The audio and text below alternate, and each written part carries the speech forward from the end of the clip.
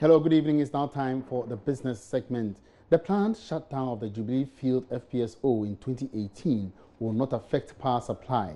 That's according to the Minister of Energy, Boakye Jakun, who said adequate measures, including a well-established electricity market, will ensure that there is enough supply of gas to fuel the country's power plants. He was speaking at the sidelines of the launch of the Electricity Market Oversight Panel Committee in Accra. Here's more in this report. We have thankfully had stable power, and it's required a lot of work. There are a lot of challenges still in the power sector. That is why it's important to have a body like this pull the pieces together. Next year will face its own set of challenges. For example, next year we will have to shut down the Jubilee Field to do some work. When you shut down the Jubilee Field, you shut down gas production, and the Western Enclave will be short of gas. But we've put in the necessary arrangements and mechanisms to ensure that that disruption does not disrupt power production and consumption by consumers. And a body like this, such as EMOP, will help in mitigating and managing whatever circumstances we find ourselves in. But it is our commitment, as our mantra says, is to keep the lights on. So whatever happens, we have moved from interruptible power situation to a stable power situation. It is our goal to move to an uninterruptible state where whatever happens in generation, distribution, and transmission has no material effect on our consumers. That is the journey we are taking the country along. There will be hiccups along the way, no two ways about that. The urgency of the matter is that as electricity markets grow, they get more complex. Just a year, we just had hydro, and hydro was very simple to manage. Now we have the complexity of generation sources with different economics and different pricing and different demand schedules. It therefore means that you need a system that can govern the dispatch of power and make sure that you have an efficient market operating and serving all clients and customers with equity. If you take the matter of how power is dispatched, remember that power is not priced equally from the generators. You would want a situation where the cheapest power gets dispatched first. But who makes the decision as to who gets dispatched? In certain jurisdictions, there is an automatic system called the Economic Merit Dispatch System. The Ghana Civil Aviation Authority, GCAA, says arranging for charter flights to clear the passenger backlog brought about as a result of some technical challenges encountered by the Africa World Airlines is not the way to go. Angry passengers vent their spleen on aircraft officials and demanded their monies back for failing to satisfy them. Reacting to calls for the airline to organize charter flights in times like these, Director General of the GCAA says it is not necessary. Rather than bringing in charter flights for domestic services, we are rather fast-tracking the certification processes for a number of airlines which have our air carrier license. The air carrier license only confirms that we have accepted your business plan, but you still need to go through a technical certification program to qualify as a approved, certified, fully fledged air transport operator. So there are a number of them, about 4 or 5 are going through certification, and we will fast track the process to enable them come online. Starbo is reorganizing these operations. We're going to engage them proactively to see what assistance we can give them as a regulatory agency to enable them come on stream very quickly. Away from that, the National Insurance Commission is pledging commitment to strengthen the micro-insurance sector of the insurance industry in 2018.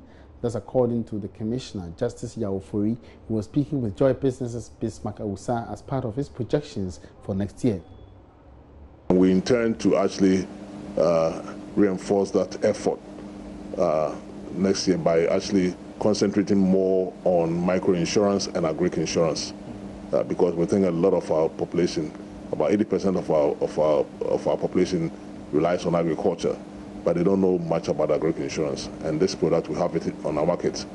Microinsurance for the low-income people, buying premium as low as 1 cedi, 20 pesos or 10 pesos a month. I mean, I think we can't complain. We'll get there. Yeah. So I said finally, but this is finally. Yeah. Talking about agric insurance, you've said this, I think this is about the third time you're talking about agric insurance, but have you considered the vagaries of the weather? Yeah, the experts in agric insurance, they have considered all these things, and these are the reasons why you need agric insurance. The unpredictability of the weather calls for some kind of protection, and that is when you need agric insurance. So I think the farmers out there should now be thinking of the agric insurance. We have an agric pool currently on our market providing agric insurance, and we believe that if they actually consider buying into agric insurance, they have nothing to lose. And on a lighter side of business, providing change for commercial transport conductors, which is commonly known as bus mates and passengers at bus stops, used to be the domain of men. However, in recent times, women are seen to be involved in the act, which is becoming an emerging business activity. Just as traders set up to display their wares to sell, so do these money changers. Pearl Domi has more.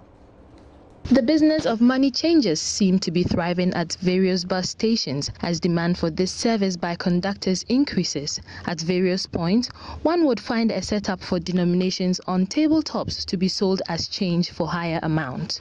Agnes Entry is one of such women involved in the money changing business. She comes in very early in order to conduct her business at the Kwame Nkrumah interchange. With virtually non-existent jobs, she was pushed to sell coins. I have been in this business for 3 years. I start as early as 5 a.m. I go to pure water sellers and yogurt sellers for the coins. When I exhaust all the coins, I close at 4 p.m. in order to go look for more. The physically challenged is not left out. Catherine Kwashi joined as a new entrant. It's her second week in the business. She was trained as a dressmaker, but resorted to this business in order to support her children since she wasn't making enough money. I've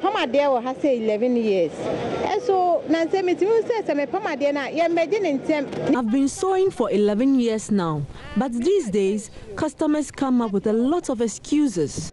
I'm in great need and physically challenged, but I can't be begging. My brother is into pure water business, so he introduced me to this business since he thought it was lucrative. We change 90 pesos for 1 cedi. When you give 2 cedis, we give you 1 cedi 80 pesos. And when you give 5 cedis, we give you 4 cedi 50 pesos. I asked and it was explained to me. In the area of security, these women rely on God's protection against thieves. I have faith in God that He will send angels to stop anyone from taking my money. Joshua, who is a bus conductor at the Nkrumah Circle bus stop, patronizes the services of money changers. He agrees that the services of money changers come in handy as they provide the needed support. They help us a lot. I know a guy who gives you 2 cedi in addition when you buy 20 cedi worth of coins, so I usually buy from him. Changing coins for notes at various bus stations has become an actual business venture. Whether this is regulated or not, these women go about their business freely as they provide relief for conductors who need change for commuters. And on that rather interesting note, we conclude business for tonight. Many thanks for your company. My name is Emmanuel Abuachi. Have a good evening.